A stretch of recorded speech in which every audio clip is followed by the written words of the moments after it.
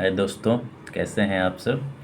उम्मीद करता हूं कि पढ़ाई लिखाई आपकी सारी अच्छी चल रही होगी और आप पिछला जो 2 वीडियो हमने इस पर रिकॉर्ड किया है, आप जानते हैं कि इलेक्टोरल बॉन्ड स्कीम पर हमारा लेक्चर सीरीज चल रहा है और उस पर हमने बोला था कि इसका डिटेल में हम लोग डिस्कशन करेंगे, क्योंकि ये बहुत बड़ी चर्चा का भी विषय है और हमारे लिए भी ये समझना ज़रूरी है कि यह लोकतंत्र के ऊपर, आपके लोकतांत्रिक व्यवस्था के ऊपर, इलेक्टोरल प्रोसेस, जो चुनावी प्रक्रिया है भारत में, जो पॉलिटिकल पार्टीज़ हैं, वोटर्स हैं, उन पर इस जजमेंट का, इस निर्णय का सुप्रीम कोर्ट के क्या प्रभाव पड़ेगा या क्या प्रभाव पड़ सकता है, ये हम लोग एनालाइज कर रहे थे। और पिछले 2 वीडियो में, पहले वीडियो में हमने इस केस का बैकग्राउंड, इस योजना के बारे में, इलेक्टोरल बॉन्ड स्कीम के बारे में हमने डिस्कशन किया था और इशू के बारे में डिस्कस किया था पहले वीडियो में। दूसरे वीडियो में हमने ओवरऑल दोनों पार्टी, पिटिशनर और जो डिफेंस या रिस्पोंडेंट है, जिसे हम भारत सरकार भी कह सकते हैं, और तो उसका क्या जवाब था, मतलब पिटिशनर का क्या आर्गूमेंट था और विपक्ष का क्या आर्गूमेंट था, इस दोनों के बारे में हमने डिटेल में उसमें देखा ब्रॉडली कि क्या मेन उनका तर्क है दोनों साइड से। ये दोस्तों तीसरा वीडियो है और तीसरे वीडियो में हम लोग कुछ चीज़ों को डिस्कस करने जा रहे हैं जो कोर्ट ने अपने सुनवाई के दौरान, और इस जजमेंट में भी, जो जजमेंट है इसका डिस्क्रिप्शन अगर आप लोग चाहेंगे तो मैं दे दूंगा डिस्क्रिप्शन बॉक्स में। तो इस जजमेंट के अंदर जो चीज़ें डिस्कस की गई हैं वो समझना बहुत इम्पॉर्टेंट है। और अगर इसमें मैं अगर कंक्लूजन कोर्ट का क्या है, निर्णय क्या है और डायरेक्शन क्या था कोर्ट का, अगर नहीं डिस्कस कर पाऊँ तो एक नेक्स्ट छोटा सा वीडियो बना करके उसमें डिस्कस करूँगा, अगर ज़्यादा लंबा नहीं हुआ तो चलिए इस वीडियो को शुरू करते हैं। और ये वीडियो नंबर 3 है इलेक्टोरल बॉन्ड स्कीम केस के ऊपर, ठीक है। और हम लोग इसमें ये शुरू करेंगे कि कोर्ट ने मोटा मोटी किन किन बिंदुओं को हाईलाइट करते हुए, उसको एक्सप्लेन करते हुए इस जजमेंट को, निर्णय को दिया।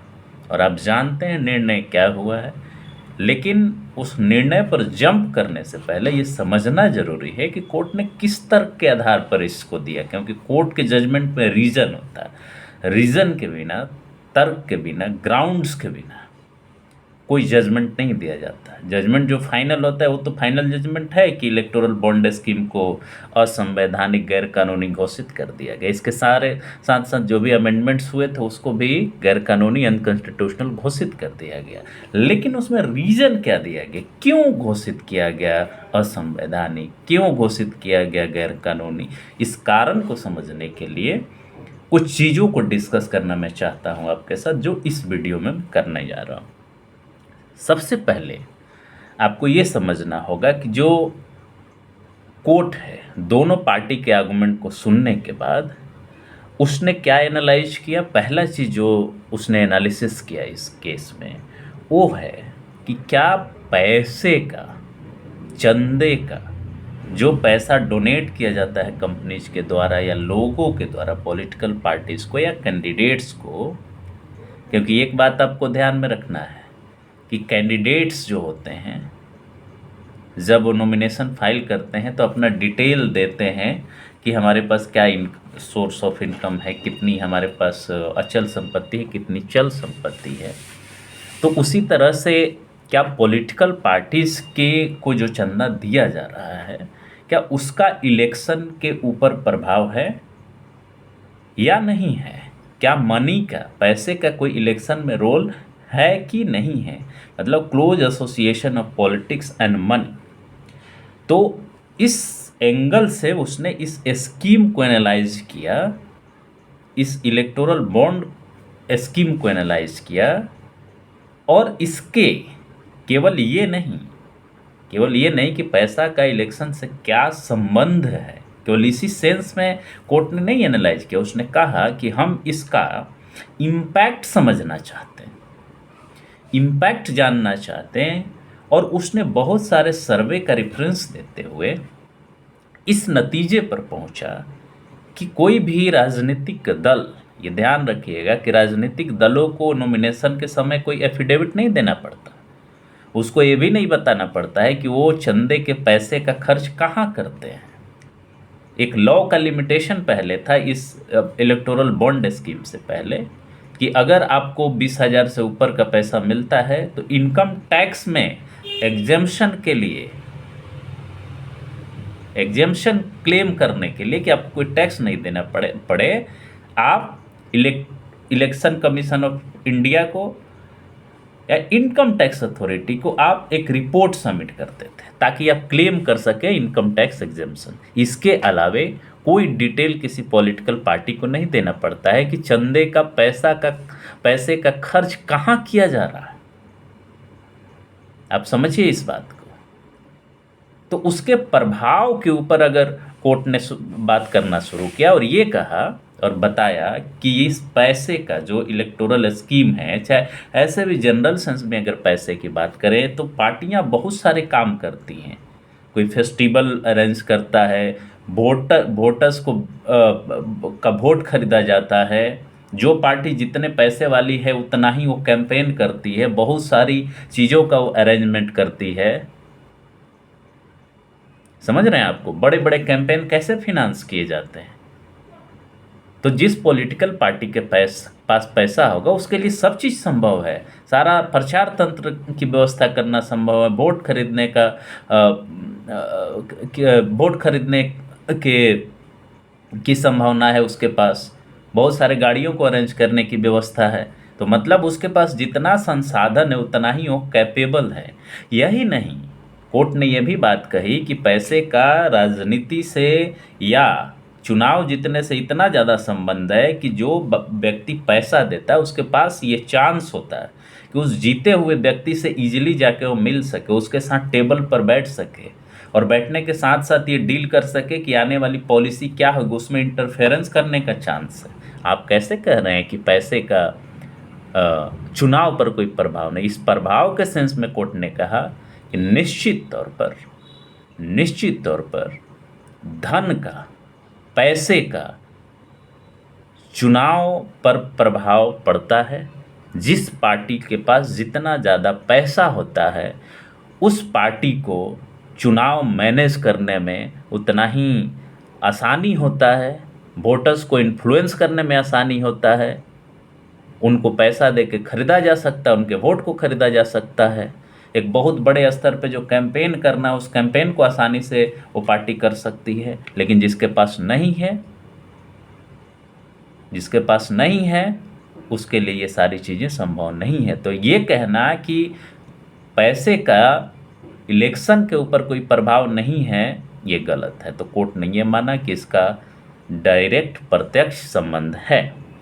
दूसरी बात कोर्ट ने जो इसमें डिस्कशन किया कि challenges to non disclosure of information on electoral financing. तो जो इलेक्टोरल फिनांसिंग है यानी कि चुनाव के लिए, चुनाव के समय या चुनावी राजनीति में चुनाव के दौरान किसी पार्टी को फंडिंग अगर कोई करता है तो क्या उसके ऊपर जो इन्फॉर्मेशन कोई व्यक्ति अगर बॉन्ड खरीदता है तो उसको नहीं देने से क्या इलेक्टोरल फिनांसिंग पर कोई असर पड़ता है कि नहीं पड़ता है। जैसे मान लीजिए कि हमने बॉन्ड खरीदा, हम कितने का बॉन्ड खरीदे, 1,000 करोड़, 2,000 करोड़, 10,000 करोड़, तो क्या इससे इलेक्टोरल फिनांसिंग पे इस इंफॉर्मेशन को अगर जनता तक, जो इलेक्टोरेट है, जो सिटीजन्स है, आम जनता है, वोटर्स हैं, उनको अगर नहीं दिया जाए तो क्या इससे इलेक्टोरल फिनांसिंग पे प्रभाव पड़ता है कि नहीं पड़ता है। तो कोर्ट ने कहा कि इससे इलेक्टोरल फिनांसिंग पर प्रभाव पड़ता है। किस रूप में पड़ता है? तो उसके लिए सबसे पहले कोर्ट ने ये कहा कि जैसे कि जो इलेक्टोरल फिनांसिंग है, मतलब कि जिस माध्यम से, जिस पैसे को चंदा को दे करके इलेक्शन में पार्टियां चुनाव लड़ती हैं और वो अगर जानकारी वोटर्स को नहीं जाता है तो क्या वोटर्स अपने अपने फैसले को सही तरीके से ले पाते हैं, सही बात तरीके से समझ पाते हैं कि पॉलिटिकल पार्टी या कैंडिडेट चुनाव जीतने के बाद किसकी सहायता करेगा। उनको कैसे पता चलेगा कि कौन पार्टी को किस व्यक्ति ने कितना चंदा दिया, ताकि ये पता लगाया जा सके कि जीतने के बाद वो किसके फेवर में काम करता है। कोर्ट ने कहा कि ये जानने के लिए सबसे पहले ये जानना होगा कि क्या इस इलेक्टोरल बॉन्ड स्कीम से राइट टू इंफॉर्मेशन, वोटर्स का राइट टू इंफॉर्मेशन वायलेट होता है कि नहीं होता है। तो कोर्ट ने वो किया कि infringement of the right to information of the voters, तो क्या इस नॉन डिस्क्लोजर से, यानी कि ये इंफॉर्मेशन नहीं देने से जो वोटर्स का राइट है, राइट टू इंफॉर्मेशन है कैंडिडेट्स के बारे में, पार्टीज के बारे में, वो वायलेट होता है कि नहीं। लेकिन कोर्ट को इस पर जाने से पहले सबसे पहले ये जानना था कि क्या ये पॉलिटिकल पार्टीज को जो चंदा मिल रहा है वो राइट टू इंफॉर्मेशन, क्योंकि ये इससे पहले कैंडिडेट के लिए केवल अप्लाई होता था।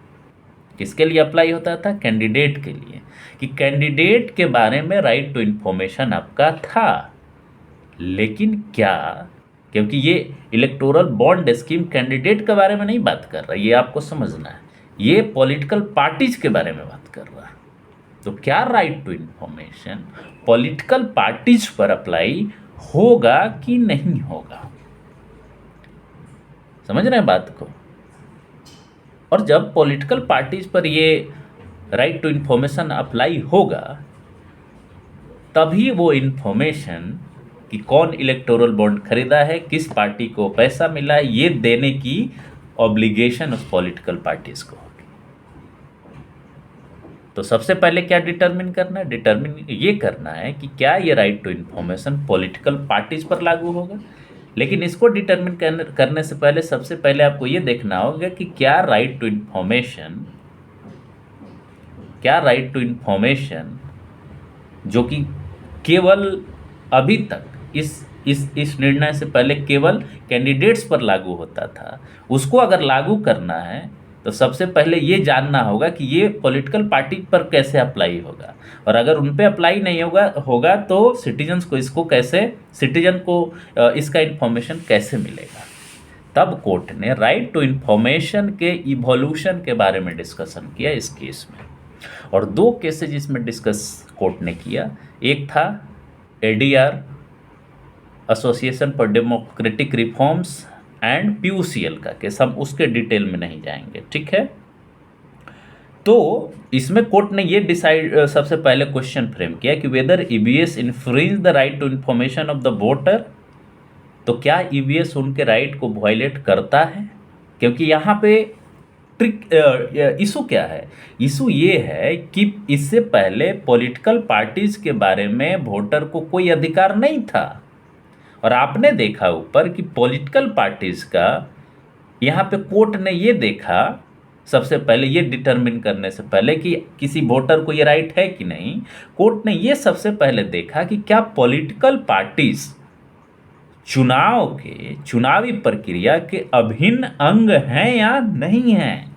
सबसे पहले ये आपको डिसाइड करना पड़ेगा ना कि इलेक्टोरल पॉलिटिक्स में पॉलिटिकल पार्टीज का क्या रोल है, क्या स्थान है। और कोर्ट ने बारीकी से इस चीज को डिस्कस किया और बताया कि 10th शेड्यूल जो 1985 में आया था, उसमें क्या है, पॉलिटिकल पार्टीज का रोल साफ साफ दिखता है। एंटी डिफेक्शन लॉ आया था। दूसरी बात कि व्हीप विधानसभा में और लोकसभा में कौन जारी करता है? व्हीप जो अपॉइंट होता है वो कौन अपॉइंट करता है? पॉलिटिकल पार्टीज करती हैं। सरकार बनाने में सबसे ज़्यादा रोल किसका है? किसकी मेजोरिटी देखी जाती है? पार्टी की देखी जाती है। विधायक दल का नेता, उसको चुनने में किसका सबसे बड़ा रोल रहता है? पॉलिटिकल पार्टीज का, केवल कैंडिडेट का नहीं। कोर्ट ने कहा कि पॉलिटिकल पार्टी बहुत महत्वपूर्ण रोल प्ले करती हैं भारतीय लोकतंत्र या भारतीय चुनाव प्रणाली के अंदर। उनके द्वारा डिसाइड किए जाते हैं कैंडिडेट्स, उनके द्वारा डिसाइड किए जाते हैं लोकसभा के उम्मीदवार, विधानसभा के उम्मीदवार। यही नहीं, इलेक्शन कमीशन ऑफ इंडिया के पास सिंबल रूल्स है, किसको सिंबल दिया जाए, कौन पार्टी रिकॉग्नाइज्ड है, कौन पार्टी रजिस्टर्ड है। समझिए, इस पूरे का सर्वे कोर्ट ने उठा के बोला।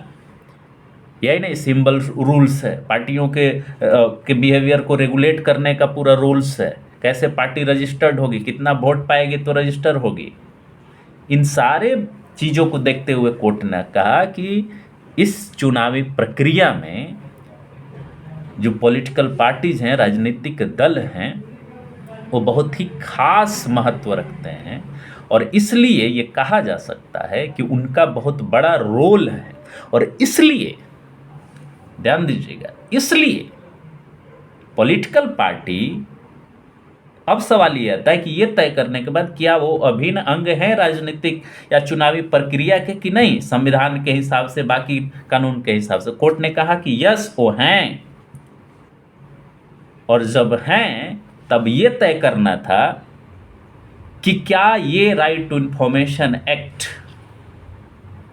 जो ईबीएस स्कीम के द्वारा, इलेक्टोरल बॉन्ड स्कीम के द्वारा इस राइट टू इंफॉर्मेशन को पूरी तरह से ब्लॉक करने की बात की गई थी, इस पर रिस्ट्रिक्शन लगाने की बात की गई थी, जबकि ये आर्टिकल 19(1)(a) से डिराइव होता है, वहाँ से आता है right to information, right to vote. ये freedom of speech and expression का भाग माना जाता है, ये फंडामेंटल राइट है। तब ये सवाल था कोर्ट के पास कि क्या, जब ये बात सामने आ गई कि वो चुनावी प्रक्रिया के राजनीतिक दल अभिन्न अंग हैं, तो क्या ये राइट टू इंफॉर्मेशन उन पर लागू होता है या नहीं। अब यहाँ पे कोर्ट के सामने एक और बात थी कि लागू होता भी है तो किस रूप में लागू होता है। अगर ये अफर्मेटिव आंसर हुआ कि राजनीतिक दल का बहुत बड़ा रोल है आपके चुनावी प्रक्रिया में, तब सवाल कोर्ट के पास ये था कि अब ये देखे कि राइट टू इन्फॉर्मेशन किसके खिलाफ है। राइट टू इन्फॉर्मेशन एक्ट है आपके यहाँ 2005 में आया, तो वो जनरली पब्लिक अथॉरिटी के अगेंस्ट लगता है, स्टेट से आप इंफॉर्मेशन मांगते हैं। ये यूनियन ऑफ इंडिया का तर्क भी था। तब कोर्ट को ये डिटरमिन करना था कि कैसे डेवलप हुआ ये पूरा का पूरा राइट टू इन्फॉर्मेशन का रिजीम। कोर्ट ने कहा इन दोनों केसेस को इवेलुएट एग्जामिन करते हुए कि दो स्टेज में आपके यहाँ राइट टू इन्फॉर्मेशन डेवलप हुआ है। एक स्टेज वो था जिसमें आप स्टेट से इन्फॉर्मेशन मांगते थे, ट्रांसपेरेंसी की बात करते थे, अकाउंटेबिलिटी की बात करते थे पब्लिक अथॉरिटी का। और दूसरा स्टेज जो है इसका, जिसमें पीओसीएल और एडीआर केस का रेफरेंस दिया गया कि ये चुनावी प्रक्रिया लोकतंत्र के का जो मुकम्मल तरीका है उसे आगे बढ़ाने का, या लोकतंत्र में जो चुनावी प्रक्रिया में उम्मीदवार चुनने का है, यानी पार्टिसिपेटरी डेमोक्रेसी की बात जहाँ की जाती है, पार्टिसिपेटरी डिसीजन मेकिंग की बात की जाती है, उस स्टेज पे हम देखेंगे तो ये दूसरा स्टेज है आरटीआई के डेवलपमेंट का, जिसमें एक वोटर उम्मीदवार के बारे में जानकारी हासिल करता है कि उसका बैकग्राउंड क्या है, वो कहाँ से लोन लिया है, कितना पैसा चुकाया है, उसके पास चल संपत्ति कितनी है, अचल संपत्ति कितनी है, कितना उस पर क्रिमिनल केसेज है। कोर्ट ने यह भी कहा कि इसका मतलब ये नहीं कि वो सारी जानकारी जो उसके प्राइवेसी से जुड़ी है उसको आप मांगने की बात कर रहे हैं, नहीं, उतना इन्फॉर्मेशन जितना कि एक वोटर को ये डिसाइड करने में मदद मिले कि कौन उम्मीदवार सही है, कौन उम्मीदवार गलत है। यहाँ right to know about candidates का मतलब ये नहीं है कि उसके बेडरूम की चीज़ें आप मांग सकते हैं, जैसे मेडिकल रिपोर्ट। तो मेडिकल रिपोर्ट में क्या क्या उसको कोई डिजीज़ है, क्या कोई ऐसा चीज़ है जो आपको जानना चाहिए, उससे आपको क्या मदद मिलेगी। कोर्ट ने कहा कि वो चीज़ें नहीं, ये चीज़ें जो उसके पब्लिक लाइफ से जुड़ी हुई हैं, जैसे क्रिमिनल केस, तो क्रिमिनल केस तो भाई पब्लिक रिकॉर्ड होता है, उसके पास अचल और चल संपत्ति, वो इनकम टैक्स रिटर्न भरता है, उसमें देना पड़ता है।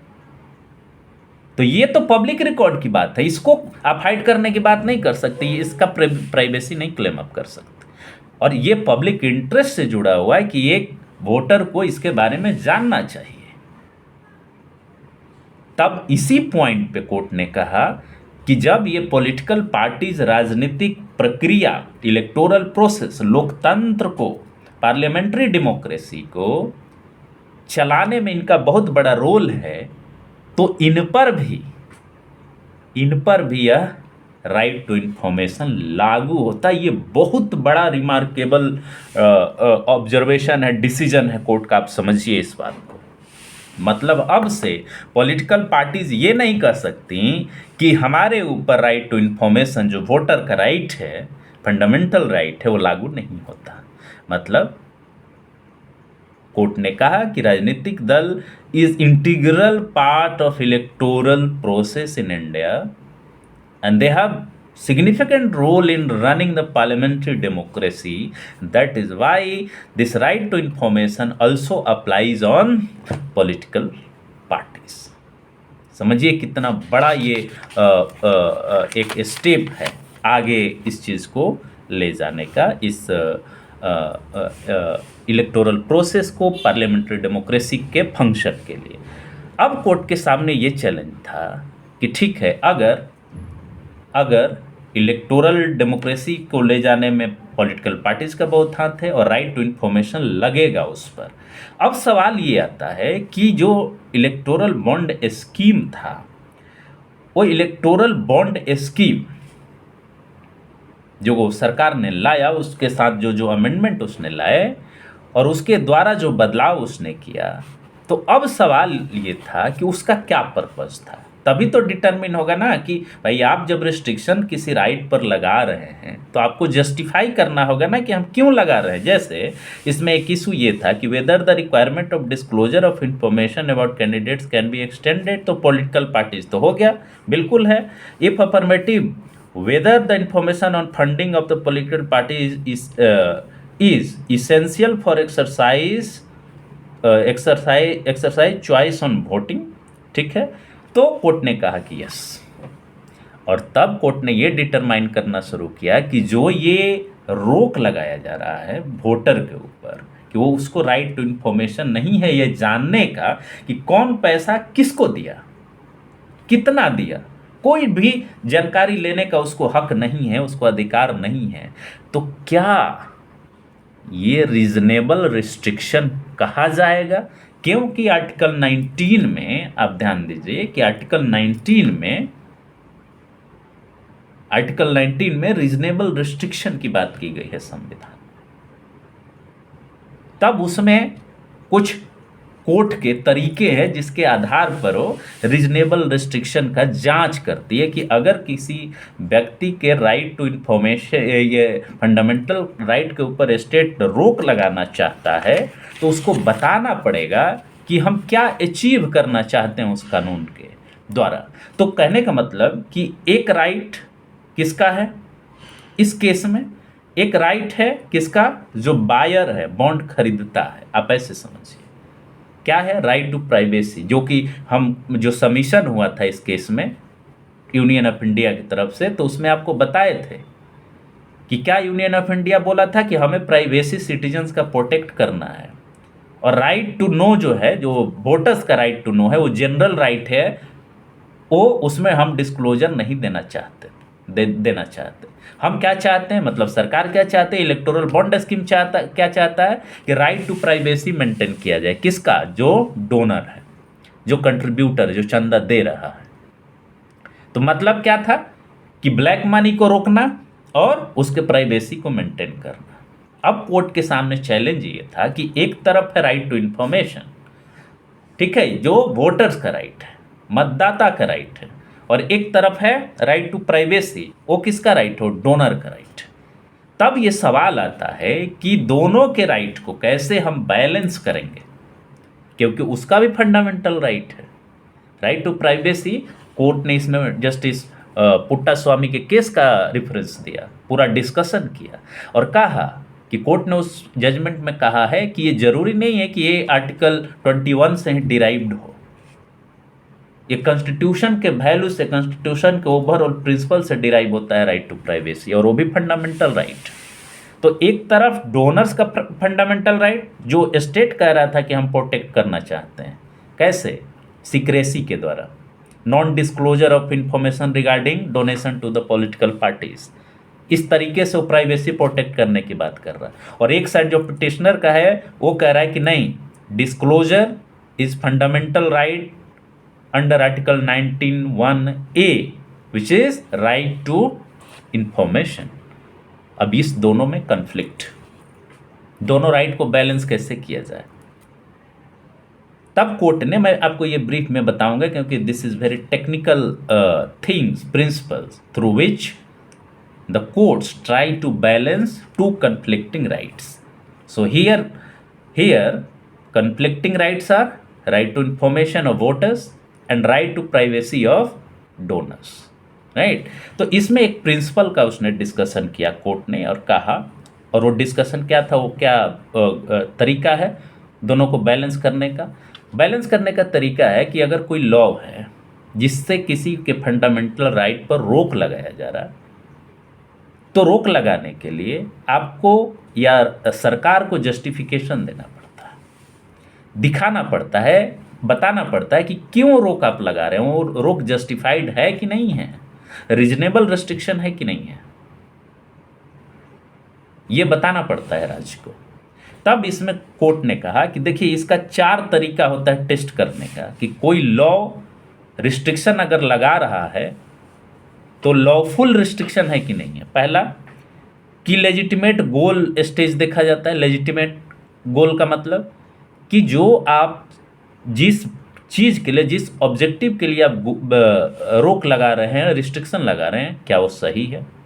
कोर्ट ने कहा कि निश्चित तौर पे आप ब्लैक मनी को रोकना चाहते हैं, डोनर्स के प्राइवेसी को प्रोटेक्ट करना चाहते हैं, चलिए ठीक है, लेजिटिमेट गोल है।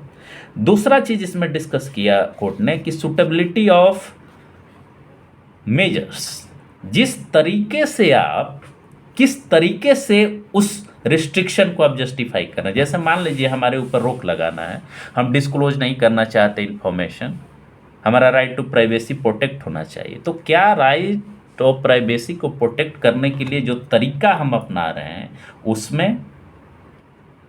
उसमें और जो ऑब्जेक्टिव अचीव करना चाह रहे हैं, क्या उसमें रीजनेबल कनेक्शन है? इसके बाद का स्टेज, उसके बाद क्या नेसेसिटी है?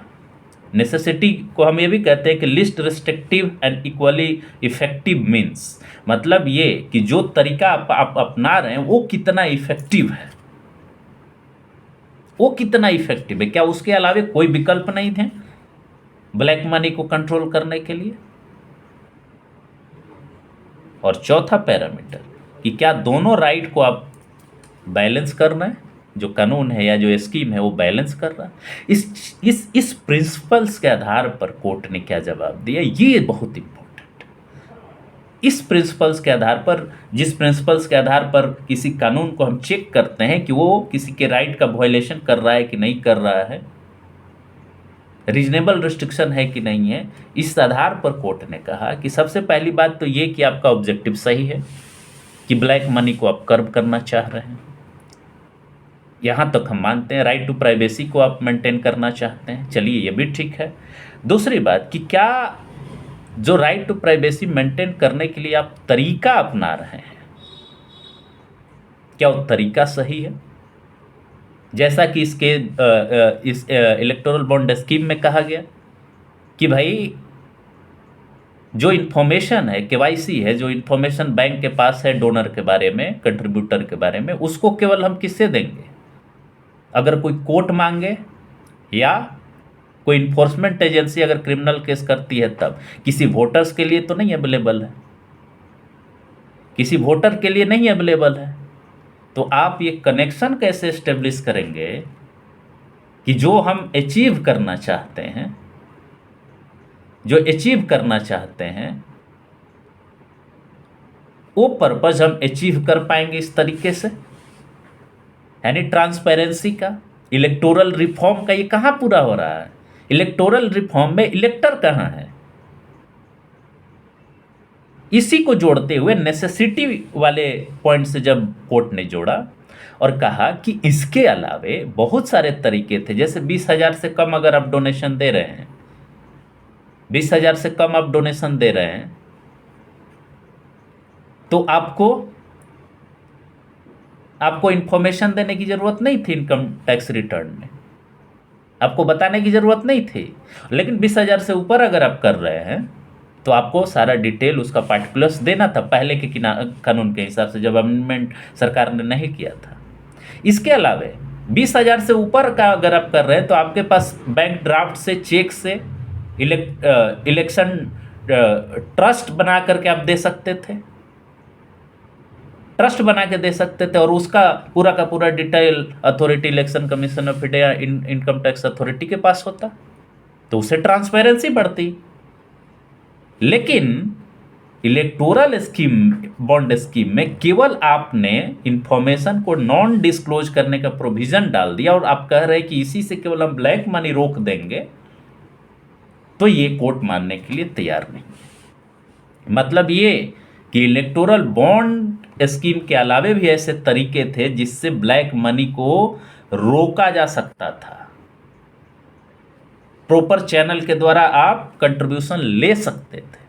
कोर्ट ने कहा कि जो ये तरीका आप अपना रहे हैं लोगों को उनके राइट टू इन्फॉर्मेशन से वंचित करने के लिए, ये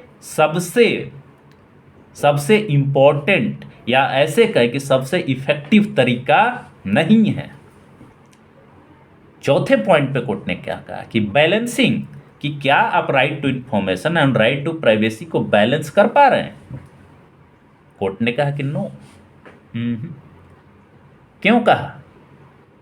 क्योंकि आप पूरी तरह से रोक लगा दे रहे हैं कि आपको इन्फॉर्मेशन दिया ही नहीं जा सकता। सिटीजन्स वोटर्स को कोई राइट ही नहीं है वो इन्फॉर्मेशन ऑब्टेन करने का, मांगने का।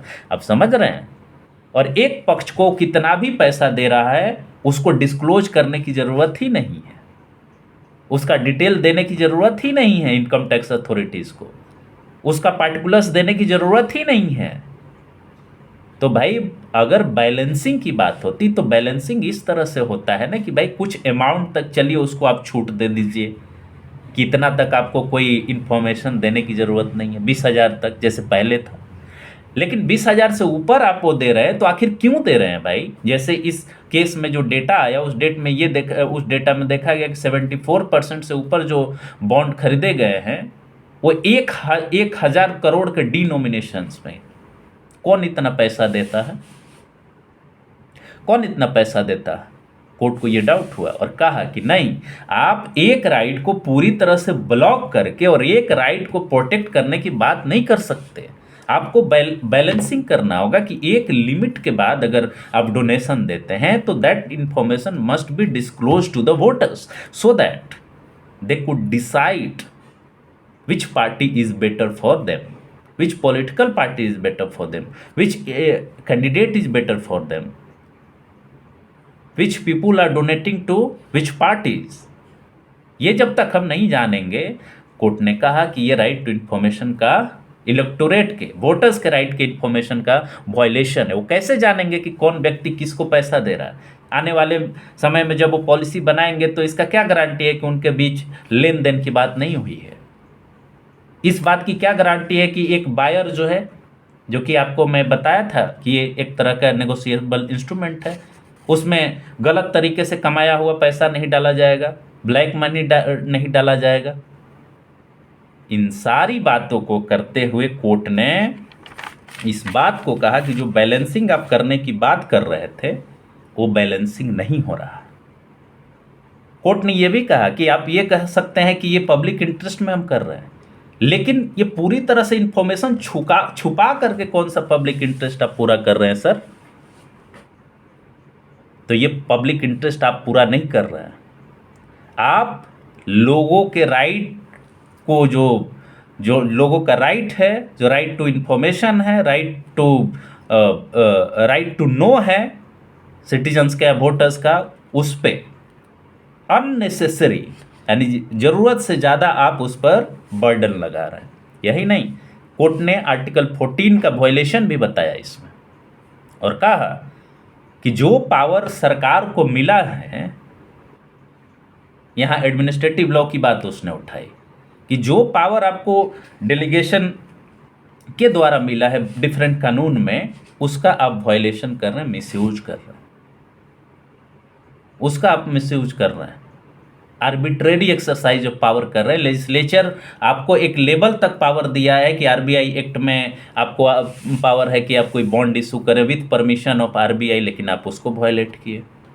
इनकम टैक्स में बदलाव करके आपने वायलेट किया, और इस तरह से आपने जो ये बैलेंसिंग का पैरामीटर है, इसको भी आपने वायलेट कर दिया। ओवरऑल मैं ये बताना चाहता हूँ कि इन सारे चीज़ों को ध्यान में रखते हुए, दोनों राइट को ध्यान में रखते हुए, right to information of voters, जो कि कोर्ट ने ये कहा कि पॉलिटिकल पार्टीज इलेक्टोरल प्रोसेस के अभिन्न अंग हैं, इसलिए राइट टू इंफॉर्मेशन उन पर भी लागू होगा।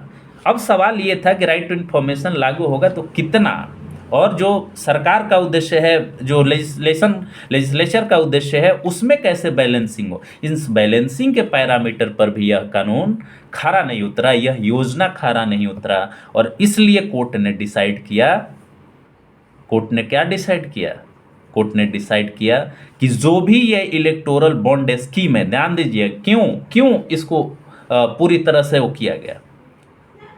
एक डॉक्ट्रिन ऑफ सेवरेबिलिटी है भारतीय संविधान में, उसमें अगर किसी कानून का कुछ प्रोविजन सही और कुछ प्रोविजन गलत है तो कोशिश की जाती है कि सही वाला बच जाए और जो संविधान के विरोध में है उसको हम गैर संवैधानिक असंवैधानिक घोषित करें। लेकिन कोर्ट ने कहा कि इस पूरे स्कीम का सबसे इंट्रिंसिक पार्ट जो है, सबसे मूल भाग जो है, नॉन डिस्क्लोजर है, मतलब सिक्रेसी है। तो अगर सिक्रेसी को इसे हटाया ही नहीं जाएगा, और अगर हटा दिया जाएगा, इस दोनों कंडीशन में हटाया नहीं जाएगा, तो ये एक राइट का वायलेशन है, right to know, right to information. और अगर हटा दिया जाएगा तो बाकी जो अल्टरनेटिव है चुनावी चंदा देने का, उससे ये अलग कैसे है। इसलिए अगर अलग नहीं है तो इसको रखने की जरूरत क्या है, बाकी तो व्यवस्था अपने पास है ना।